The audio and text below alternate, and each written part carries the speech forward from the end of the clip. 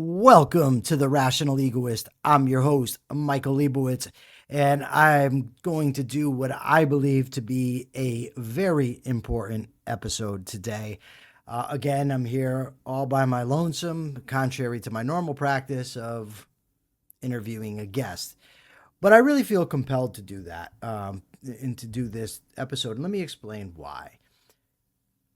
I think that when we critique our heroes, people who are deserving of our admiration and thanks, we probably should do it reluctantly. I mean, what I mean is that I don't want to be jumping in with minor criticisms, finding minor faults of somebody who has done such a great job of impacting my thinking, my life, and my well being. As Dr. Leonard Peikoff has. At the same time, I think that it's a show of respect to disagree with somebody and to take somebody's position seriously enough to do an episode like this. Now, what I'm going to be primarily addressing is Dr. Peikoff's 2001 article, End States Who Sponsor Terrorism. But I'll also be referencing his previous article from 1997 called Iraq, the Wrong War. The reason I think that I kind of have to do this is I have come out in opposition to the current war in Iran. And multiple people have referred me to Dr. Peikoff's article. Now, I've read it, but they keep telling me, you need to read this, you need to read this, you need to read this. Now, if this is going to sort of serve as the reasoning that they're using to support this war, at least part of that reasoning, I feel it's incumbent upon me to actually demonstrate that there's a lot of flaws in these articles. Now, my opposition to the war in Iran is primarily that it's unconstitutional. I have other concerns and other skepticisms, and I'm not saying that if Congress declared war that I'd be in full support of it, but I certainly could be convinced. But I'm only going to be convinced by compelling arguments, not arguments that are mistaken, not arguments that omit important facts. And when important facts are omitted, ignored, minimized, it tends to make me think that there's not a whole lot of compelling information there. Now, let me, be crystal clear about this. The Iranian regime of the Ayatollahs, the mullahs, have been they're religious fanatics. They're butchers who have, oppressed their own people. They certainly have attacked U.S. interests. They chant, death to America, death to Israel. They're horrible people, and they certainly deserved to be taken out. That doesn't, though, translate to America should do it. So while, I'm studying this issue and thinking about this issue, I need, if I'm ever going to come out in support of the United States going to war with Iran, I need someone to bridge that gap. Unfortunately, Dr. Peikoff's 2001 and 1997 articles simply do not do that. So let's start with Dr. Peikoff's in the article that's recent. I guess it was published in the New Ideal. This is from 2001. Leonard says, 50 years ago, Truman and Eisenhower surrendered the West's property rights in oil. Although that oil rightfully belonged to those in the West whose science, technology, and capital made its discovery and use possible. The first country to nationalize Western oil in 1951 was Iran. The rest, observing our frightened silence, hurried to grab their piece of the newly available loot. Now, in the 1997 article, Dr. Peikoff refers to, well, let me just pull it up and, I'll just quote exactly what he said. Okay, Leonard says that Iran, not Iraq, is the primary threat to American interest in the Middle East and has been since it confiscated our oil fields in the 1950s. Okay, so let's look at what's wrong with these statements. First of all, the West's oil uh, is a collectivist concept. The oil did not belong to the West. It definitely didn't belong to America, as it had nothing to do with America. What actually occurred is that in the early 1900s, there was a situation where the Iranian government granted what they called a concession to a guy named Darcy. So, what a concession is, in essence, is it's like a lease. So the guy's name was William Knox Darcy. It was 1901, and they granted him a concession. What that meant was that he could have access to the oil fields in Iran. Darcy eventually sold his rights to these fields, the rights to explore these fields, to what would become British Petroleum, and it would be the Anglo Iran Oil Company. Now, importantly to note here is that this company was 51% owned by the British government. So it's not like this was a private company. It definitely didn't belong to anybody in the United States. And to say the West's oil is just, again, a very collectivist concept, as it simply wasn't. It's also inaccurate to say that they were the first to ever do it, to ever nationalize the oil, because previous to them doing it, Venezuela and Mexico had already moved toward state control of their oil. Mexico nationalized oil in 1938. So to say that this was the first instance of anybody nationalizing oil and that them doing something emboldened other people to do the same, it's just historically not accurate. And by the way, I have a hard time, even if it were an American company that was doing business in Iran, and if the Iranians confiscated their property, I'm not so certain that that would justify going to war with a foreign country. I mean, is the United States to be the police department across the world for our citizens who choose to do business in dangerous places, or, places where uncertainty is rampant? I tend not to think so. Maybe I can be convinced, but I do not think so. Okay. Also, the claim that Eisenhower and Truman did nothing. Also not true. In 1953, and I probably butchered the guy's name, the prime minister, the one who nationalized the oil, was a guy named Mohammed Mossadegh or Mugadeh. I'm not sure. I can't pronounce it. I'm sorry. But anyways, the CIA, the United States intelligence, along with the British, organized to get this guy out of office. To remove him as prime minister. It's usually referred to as a coup. Some people argue technically it's not a coup. Whatever. Our intelligence in the United States helped orchestrate to get this guy out. That is simply, it's simply a fact that Dr. Peikoff doesn't mention. So now the Shah is basically the king. He's the king of Iran. Prior to Mogadeh taking over, the Shah, when Mogadeh took over, the Shah's powers were decreased. When Mogadeh came out, the Shah's powers were increased. By most accounts, this guy was a brutal dictator. Not as bad as Stalin or Hitler, but is that really the standard by which we should be judging whether somebody's as bad as Stalin or Hitler? The guy was bad. In the late 70s, there was a lot of unrest in Iran, and this guy, he was ill. And they got him out of there, and he ended up dying. And there was the Iranian Revolution, the Islamic Revolution, where the Ayatollahs, the Shiite Muslims, took over the country. So 26 years after we engineered a coup, or helped to engineer a coup, they take over.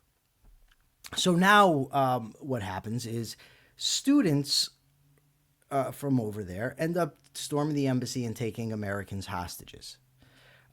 Absolutely reprehensible. We should have went in there with strikes right then, in my view, to get the hostages back and to let these people know that they could not act that way toward, our territory, because the embassy is ultimately American territory and our citizens. That's what should have been done. It in no way was justified. When I'm dealing with any arguments, I like to deal with the entire situation, all of the facts. And the fact is that this didn't happen in a vacuum. It happened 26 years after we helped to prop up a brutal dictator in their country, and to get rid of I guess I'd say, semi-democratically elected government in Mogadishu. Okay.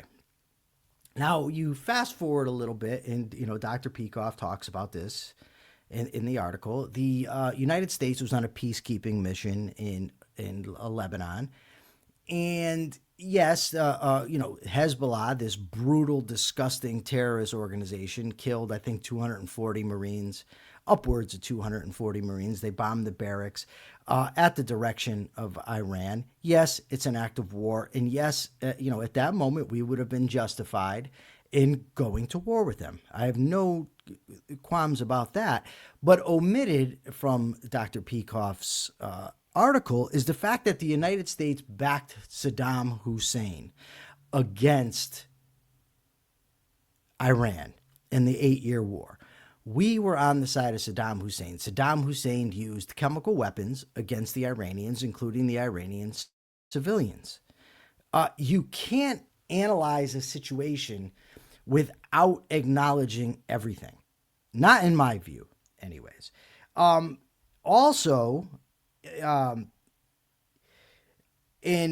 1998, the United States shot down. Let me see if I have it here. We shot down a plane, a jet, an Iranian passenger jet in 1998. The United States did that. In 1996, Iran was behind, or at least, most evidence indicates they were behind the bombing of the Khobar Towers. And Dr. Peikoff states that as well. And in, Dr. Peikoff's, prescience, or however you want to state it, even after this article was written, Iran attacked Americans. They attacked Americans in Iraq, for instance. So Iran are definitely bad actors. There's no ifs, ands, or buts about that. And I'm not going to deny it, and I'm not going to pretend they're, good people. But Dr.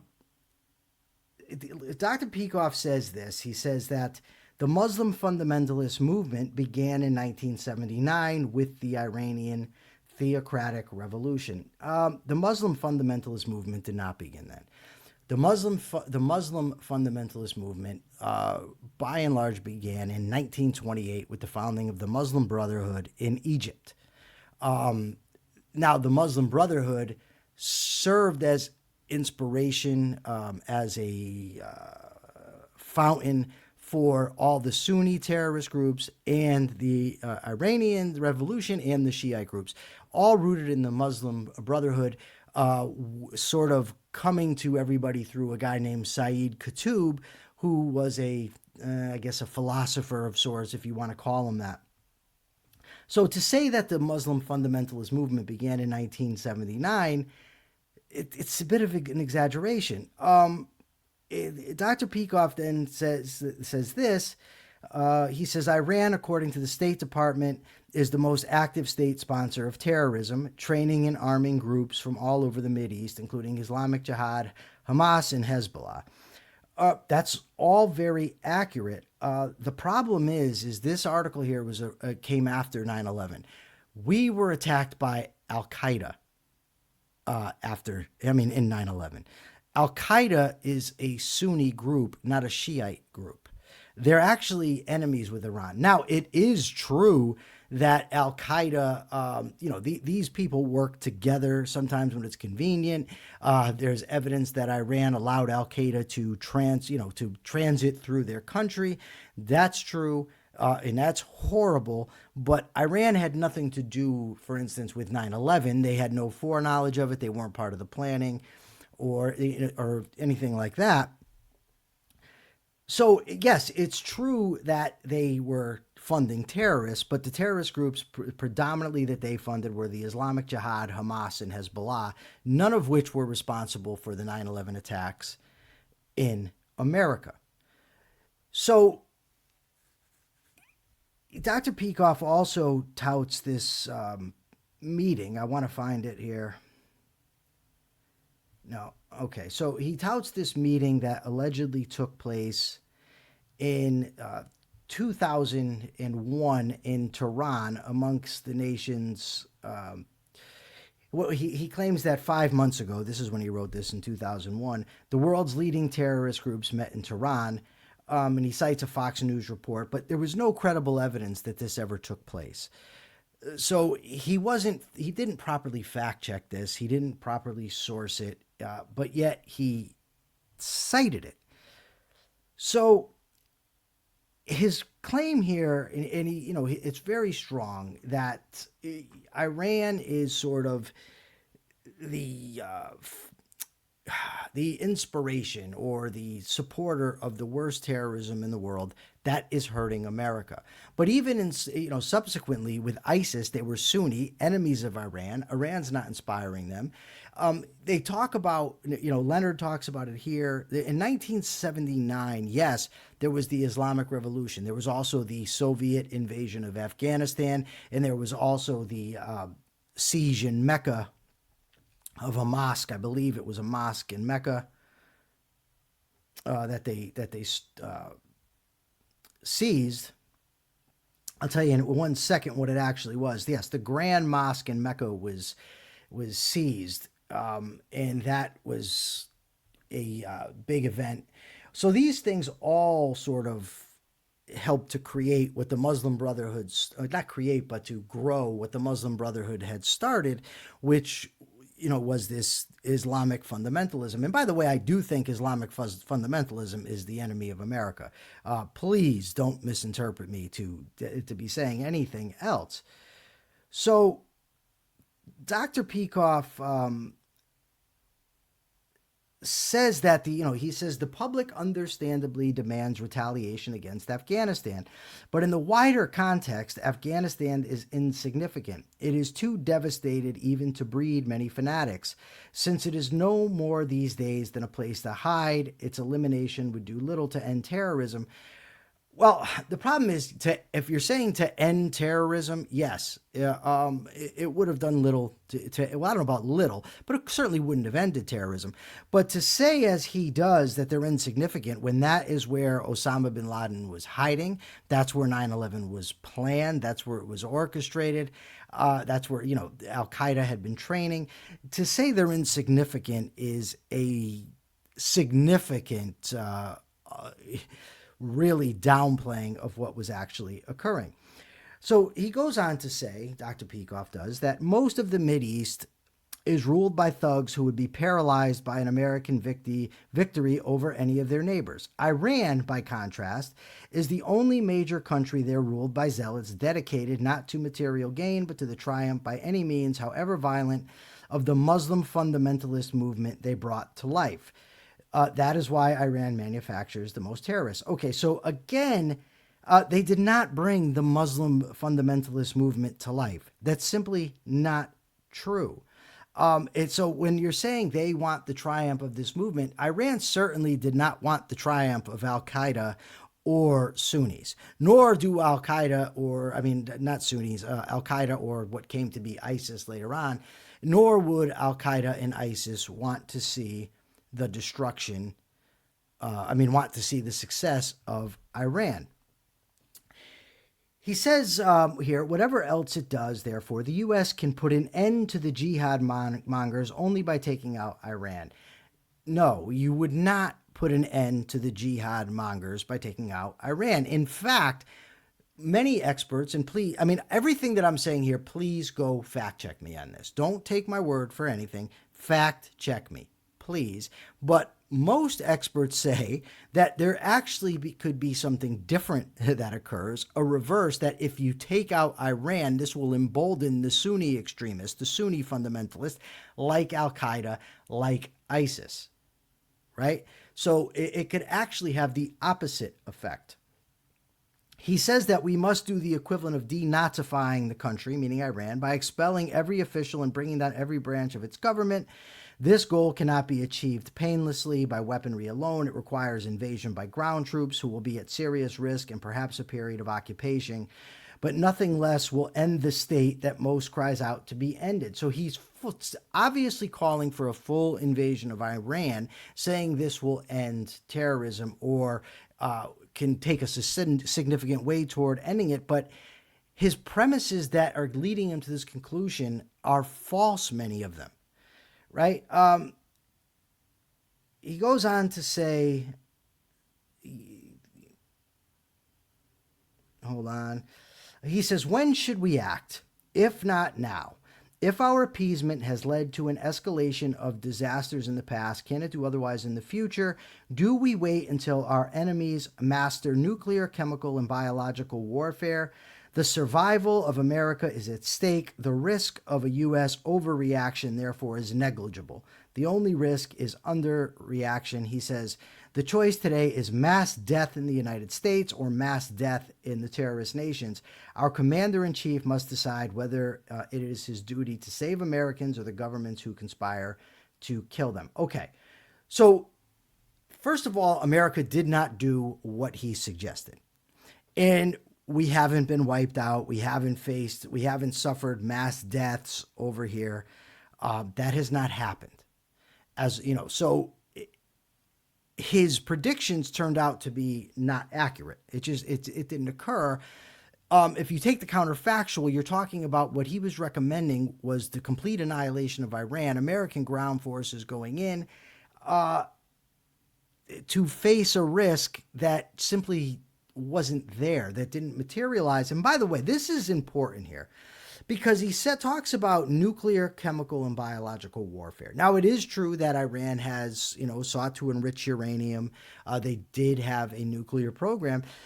But to say that they were going to use chemical and biological weapons, even when Saddam Hussein used chemical weapons on the Iranians, they didn't respond in kind. One of the reasons, again, fact check this, is it's religiously prohibited for them to do so. So to argue in 2001 that we must take out Iran, and one of the reasons is they're going to use chemical weapons, if you're going to talk about this, you should know that they didn't previously use these weapons and why. Again, does that mean that they, if Iran had the capability to wipe us out, would they? Maybe, probably. I don't doubt it. I'm not defending them. I'm just saying, again, that Dr. Peikoff's article is very, very flawed. There's a lot of mistakes made in it, a lot of elevating Iran in terms of its influence on all Islamic extremism. But the fact of the matter is, yes, they are very, very big when it comes to their Hezbollah, Hamas, Islamic Jihad, significant. And they've hit U.S. forces, the Houthis, right? They've hit U.S. forces, recently. At this time, I don't think the Houthis weren't even around yet. But nonetheless, they were supporting groups, proxies that were going after Israel. They were not attacking us here. Now, it's bad, of course, when they're attacking our servicemen, our bases, and, anything else overseas. I'm not minimizing that. I'm just saying the idea that we were going to face mass death here in America was simply not true. Okay, so what relevance does this have for today? There's certainly a lot more information has come out since Dr. Peikoff has written his article. The Iranians attacked Americans in Iraq, in the Iraq War. They've attacked us, I believe, in Syria, in Yemen. They certainly are trying to take out Israel, which is our ally. So we have to put all that into the scope of the discussion. It's also true, however, and take it for what it's worth. I don't trust our intelligence agencies, but I mean, I don't have any inside information. And according to the intelligence report of 2025, Iran stopped pursuing its nuclear weapons program in 2003 and has not started it. Now, there's also evidence that the amount of uranium that they're enriching would have to be for military use. It would have to be for weapons, or at least it very likely is. So that's some of the reported evidence as well. So that has to be factored in. And of course, but our intelligence also said that there was no evidence that Iran was going to, there was no imminent threat of a strike from Iran against us. So now let's go back to my primary opposition to the war in Iraq, which is that it's unconstitutional. Donald Trump did not go to Congress to get a declaration of war. Now, had he done so, Congress could have debated the issue. Things might have come out that I don't know that could have convinced me that this needed to happen. But Donald Trump didn't do that. And the argument is it was such urgency that we had to do it. Well, in 2001, Leonard Peikoff said it was urgent. It had to be done right then. Our intelligence said, no, there's no imminent threat of an Iranian strike. Our intelligence also said that they discontinued their nuclear weapons program in 2003, haven't restarted it. And Donald Trump said that he completely obliterated their nuclear capability in June. So in this context also, I mean, they were maneuvering warships into the Middle East. Donald Trump told the Iranian people, the help is on the way. The idea that he didn't have time to go to Congress is simply laughable. So let me just end this by saying, for those of you who are touting that wholeheartedly support the war in Iran, I am not telling you that you're wrong. What I'm saying is, if you would like to convince people, you need to come with facts. You can't omit facts. And you need to acknowledge things, and you need to make strong arguments. Simply telling us that we're elevating the Constitution like it's a religion, that's not going to cut it. You need to do better than that. Again, everything that I've said in this episode, please fact check me. I'm begging you to fact check me. And feel free to ask me any questions that you want about the episode. I'm happy to answer them. And again, Dr. Peikoff is one of my heroes. This is my copy of his book, Objectivism, The Philosophy of Ayn Rand. You can see it's falling apart. I've read it so many times. His work and his lectures on understanding objectivism, objective communication, the dim hypothesis, ominous parallels. I mean, come on. He's absolutely fantastic. That does not mean that he cannot be criticized or that he cannot be wrong. Thank you for joining me for this episode. I wholeheartedly appreciate it. I apologize for some of the frantic nature of this. I've got, I'm not very tech savvy, so it's just me and my phone here. But I really appreciate this. Let's keep up the dialogue. Let's keep it respectful. For now, this is the Rational Egoist signing out. I'm Michael Liebowitz. Till next time.